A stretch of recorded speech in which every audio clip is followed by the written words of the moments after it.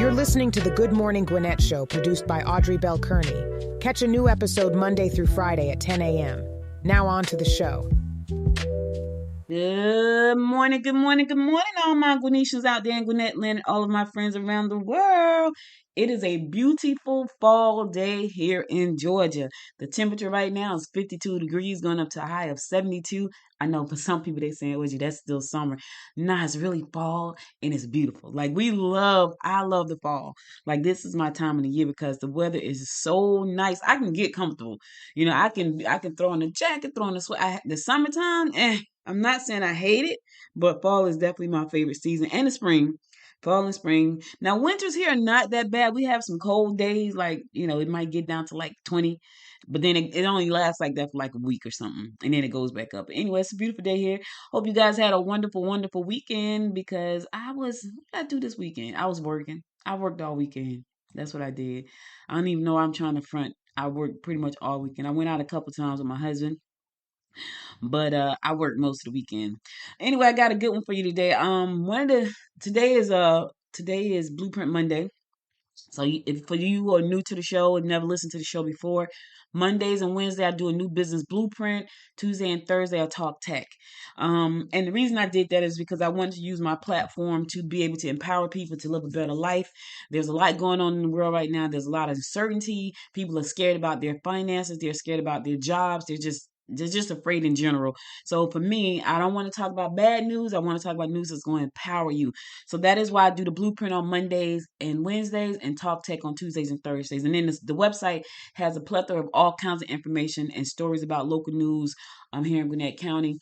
And listen, I always speak to my Gwinnetian, but I always say hello to all my friends around the world because I know that you are around the world listening to this show too. And I appreciate you so very much for listening. All right, today we're talking about how to start a micro newsletter curation and distribution company. I've been doing newsletters since probably 1997, I think. It's either 94 or 97, a very long time. My very first newsletter was a paper newsletter. And then I remember when Microsoft came out with desktop publishing. I became a desktop publisher and then I started to do stuff on there. And I've been doing newsletters for a very long time. And I've done magazines. I've published a newspaper called Women in Business Today. I have done countless blogs and now I have Good Morning Gwinnett, which I'm coming on 7 years of running this media company under the Noise Media Network brand. So I love newsletters. I love all things media. Let me just say that. I love all things media, but newsletters, I mean, I feel like all of them are pretty easy to get started because even if you wanted to start a podcast, you could because it's really simple. Just got to have something to talk about. At this point in my life, I think I've probably done 2,000 episodes because I've on this show alone, I've done over 1,200, and then I've been podcasting since 2009. But today we're talking about newsletters. And, maybe Wednesday I'll talk about podcasting because I don't think I ever talked about podcasting. I do a lot of podcast training, so I don't know if I've ever talked about actually what it takes to start a podcast and make money. Today we're going to be talking about newsletters, and I may have had a newsletter show before, but this one is a little bit different because this one talks more about how to start a micro newsletter and how you're going to curate the content for the newsletter. See, when I was doing my newsletters and when I still do my newsletters, it's pretty much me writing all the content out, right? But there are some people who have said, you know what, we're not going to write all the content out because someone has already written it. How about we just do some micro summaries and link back to the original article, which in my opinion is a very smart way to do it. So let's talk about what a micro newsletter is and the curation business is. So let's say, for instance, you lived in a town, and I like local. I'm about to launch a new local newsletter now here in Gwinnett County. Um, you can do it on anything. You can say if you are a knitter, if you like knitting, right? There's something you can put in a newsletter about. But here's the thing, even if you can't find something to put in a newsletter, you go out there and you find the best, and let me give y'all some tips. There's so much content out here in the world. So all you gotta do is find the best content, curate that content, and then drop it into your newsletter. And here's the thing: there's a tool called YT Copycat, right? What YT Copycat does is it allows you to go to any YouTube video, any of them, take the link, drop it in YT Copycat, and it can turn it into an article or newsletter for you. You can do that, right? and then link back to the video. Now that's helping you and helping the person that did the video, because now you didn't have to go make up all the content. They already did the content. All you did was take their content and turn it into a written document with the link back to their videos, which is going to help them with their videos and is going to help you with their content. This is curation. This is curation at its finest. And there are so many amazing tools out there to help you do that, right? So when you think about picking a niche, decide on what you want your newsletter to be about. Now, what I can say is this: if it's something you want to learn about, this is a great way to learn about that thing while building a newsletter at the same time. So let's say, for instance, I wanted to know about, I don't know, data, how to be a data analyst, right? And specifically how to be a financial data analyst. If I wanted to know about that, I guarantee you I can find at least 52 topics. And the reason I say 52 is because what if I was putting out a newsletter every week? Could I put out one every day? Probably could, because there's that much content out there in the world. So if I wanted to learn how to be a financial data analyst, I would just go and start curating content based on that and putting it in every issue. And then this way I have I have a nice newsletter. But here's the thing: there is somebody out there right now who's thinking, I want to start a financial data newsletter. And they're thinking, let me read Audrey's newsletter to talk about, I want to learn how to do financial data. I want to learn how to become a financial data analyst, right? And then they can read my newsletter along with me, and we're both learning at the same time. So it's a great way for you to actually learn about the thing that you want to write about, right? Let me tell y'all something real quick, and this is important. So me personally, I have always done long form content, right? I do a lot of short form, but for the most part I've done long form. So I do a newsletter for the Gwinnett Women's Chamber, which I am the president of the Gwinnett Women's Chamber. So I do a newsletter for them. So recently, yesterday, not just recently, yesterday, I decided to switch it up a little bit. I want the newsletter to be more informative and not just about, what we got going on and, a bunch of flyers. I wanted to have some meat to it, right? So I changed the name to the GWC Compass, which stands for Gwinnett Women's Chamber Conference Compass. That's the name of the newsletter. Got a nice little compass logo. What happened was I put in articles. I put in a lot of content, and what I should have did was clip the content. So when I got ready to send out my newsletter, my newsletter provider said, "Hey, you have 102 kilobytes of content. Some of your content may not make it through to other people." Now, I share that to say this is one of the reasons why you want to be careful about the content side, because now a lot of people probably won't get my newsletter because I have too much content. It's too big. The newsletter is really, what it's saying is my newsletter is too big. So clipping it down to like small summaries about what you're going to talk about and then link it back. Even if you say, you know what, I want to curate. I have a lot of content on my website. All right. Good morning, Gwinnett. So the article that I put in this morning about business blueprint. I do the business blueprint. I got a bunch of those because I've done a bunch of them. So I had to chop the article down in the newsletter to a small bite size and with a link back to the original newsletter, which is on my site. So anybody who gets the newsletter today, which is about almost 4,000 people this morning, if it didn't get clipped, they can now read a portion of that article about the business blueprint. And that one is about how to start a virtual assistant company. And then they can click through to the website to read the rest of it. Now, why that's important is because now it's driving traffic back to my website. It's driving traffic from the newsletter back to the website, right? So keep it digestible. You want to keep it short. I didn't do that, but next week when I do the newsletter, it's going to be a lot. It's going to be snippets. So this way it's not too big. Everybody can receive it, and I'll link back to the original content so people can read it. I hope I don't sound like I'm babbling. All right.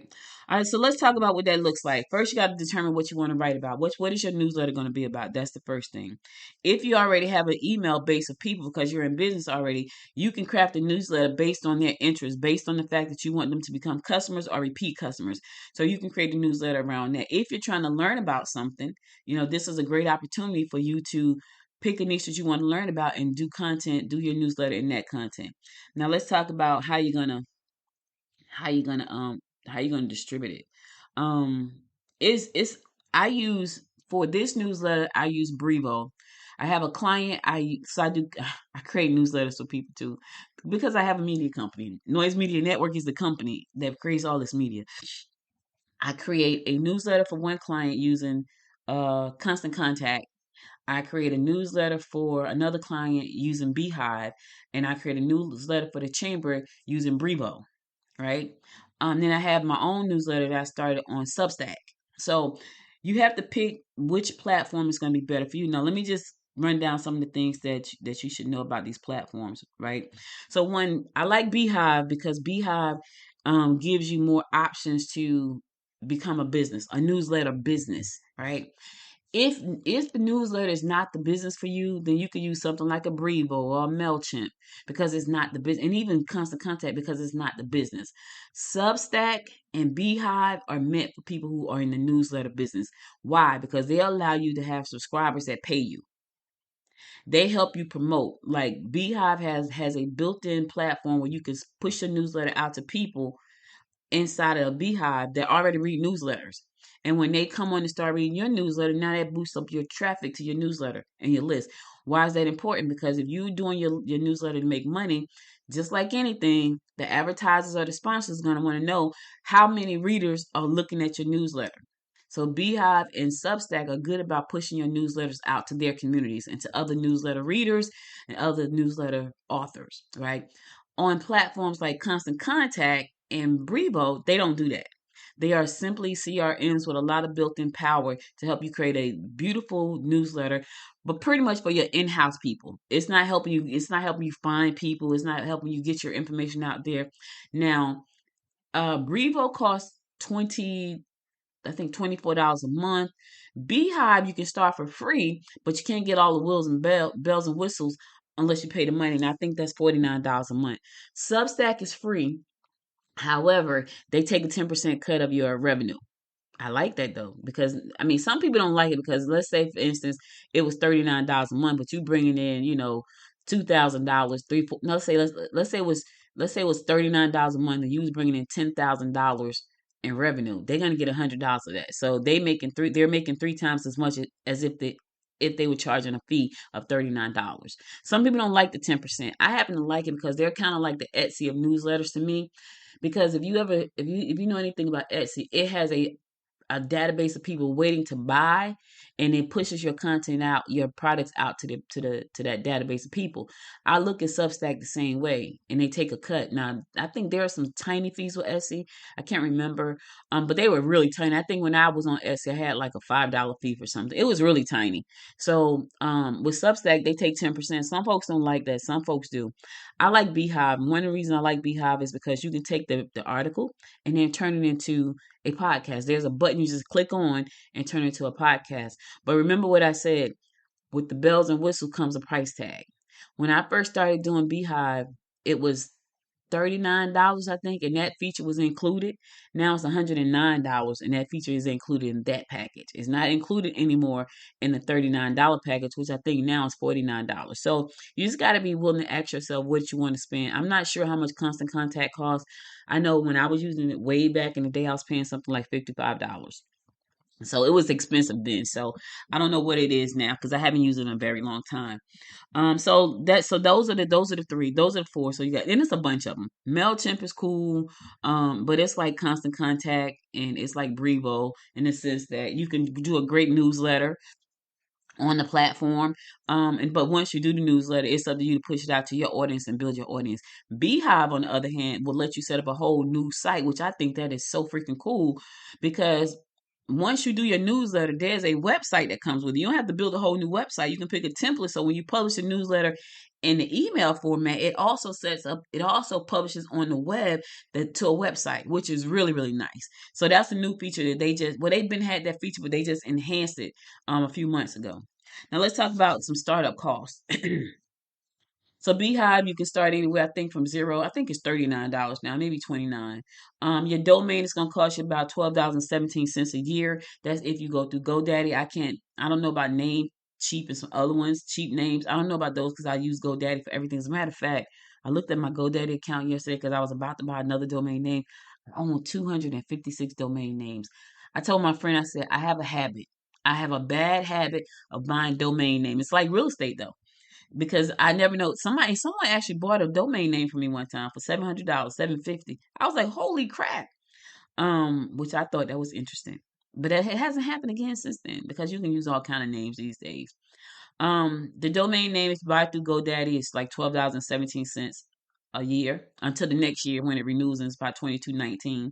Um, your hosting, now if you use a platform like Card to do your hosting for your newsletter, Card I like, but the thing about Card is it's kind of hard to put your blog in there. So if you're gonna have a newsletter, I wouldn't say Card. That's good for a beautiful news, like a landing page is beautiful for that, but it's not really beautiful for your newsletter. If you're going to do a print newsletter, I would say take a look at Canva. Canva is a really nice platform. Of course, I have a membership to Canva, been had it since they came out. Social media scheduling tool. You can use excuse me, you can use something like a Buffer. You can use like Hootsuite. You can use, if you're gonna be using like Facebook, you can auto post stuff inside of, drop links inside of Facebook and post there. So those tools are very helpful, especially Buffer, because Buffer gives you time slots. It gives you suggested slots for you to time your thing, your automation out, which I like that. So I really like that a lot. Which is really cool. So I like that one. Email verification tool. Now this is something you're gonna need as you grow, right? You're gonna need to be able to verify stuff and things like that. Your logo designs, you can use Canva, you can use ChatGPT right now, you can use Gemini. All of those can be free. I pay $12.99 for Canva, but if you don't want to use it as much as I do, you can use the free version. ChatGPT to create beautiful logos for you. I was on the phone with one of my friends yesterday, and she was creating a new logo for her new business, and the logo came out so nice, like so nice. That was free. So you can, your startup cost is going to be roughly, for to get your newsletter started, between 100 and 150. That's all. See, when I do the blueprints, I try to make sure that what I'm telling you guys is under $500 so you can get started. Because here's what I know. If you can start with the domain name and the newsletter, you onto something. You can get started. Everything else you can kind of wait for, because all the information is out there for free. ChatGPT is free. It will help you write your entire newsletter. The blueprint that's on the website, and my blueprints are very, very in depth. It tells you anything from like the target market, your primary clients, your secondary clients, your services, how to make money. All of this is in the blueprints. Of course, I can't talk about all of this on the show. I'll be here for another hour and a half. But I want to get you started so you can understand that this is a very viable business. People are making thousands and thousands of dollars. If you are a writer and you just want to tell bedtime stories, listen. Oh, you know what? I'm gonna do that next. I'm gonna do that probably next week, talking about storybooks. Got a great storybook thing for you, and you're gonna love it. But you can talk about the things that you love or the things you want to learn about and share with other people. People are still reading. People are still listening. People are still into content. They're still doing all of these things. And if you want to share your story, share your wisdom, share your expertise, a newsletter is a great way to do it. And as you can see, this is probably one of the cheapest blueprints I've created. Like all the rest of them have come very close to $500. None have gone over 500, but they've come very close to 500. This one, 100 to 150 to get started, and you can make a lot of money. Here's the other thing. If you do it locally, you become a local newsletter. Let's say, for instance, you became the local spa expert. All you did was talk about local spas. That's it. That's what med spas, to be specific, local med spas, right? What does that mean? What does that look like? And if you went around and talked to those people, you can still create great content. Take the audio, come back, transcribe it. Now you got your newsletter. You know, med spapreneurs. That could be a whole newsletter just on med spas. I'm just giving you some gems here, right? So listen, go to the website. There is a whole breakdown, because I know I talk fast, but at least I want to get you started. There is a whole breakdown of what it looks like to start a micro newsletter that is curated and then distributed. A whole breakdown. Go to goodmorninggwinnett.com. You can see the entire breakdown there, and this way you can get started on your journey as becoming a newsletter publisher, right? You can make money. Like, you can make money with your newsletter. You can put yourself as an expertise. If you are a consultant or a coach, this is a great way for you to put your content in front of people, show off your expertise, so when they need your services, you're top of mind. Know why? Because they get your newsletter. You have to determine how often you want to publish. I will tell you this. I started out publishing 5 days a week. That is a lot. That is an absolute lot. So now my newsletter that I'm going to launch, it's only coming out on Fridays. That's it. And it's going to be a breakdown of everything that's going on, but it's only coming out on Fridays. Now, the reason I say that is because if you don't have the discipline to do this every day, I do, but I have so much on my plate, so that's just too much on my plate to put out a newsletter every single day, right? It's a lot of brain power when I'm already using so much. I gotta tell y'all one day about the day that I glitched. Yeah, I glitched. It's so crazy.